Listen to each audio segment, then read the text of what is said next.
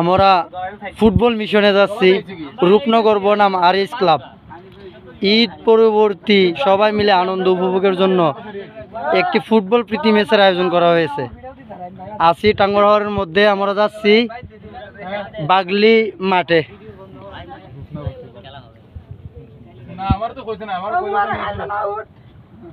এ Rafiqul captain কেডা সাক্ষাৎকার দিবানি? ও ক্যাপ্টেন সাক্ষাৎকার দিয়াও।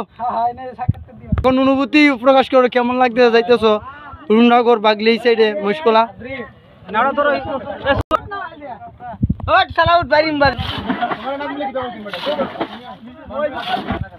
আমার প্রথম একাদশ সম্ভবত রিফাত, জুনাইদ, রাজীব, রফিকুল, মুজাহিদ, মুবারক, মাঠে নামতে পারে আরো অনেকেই, তুষার।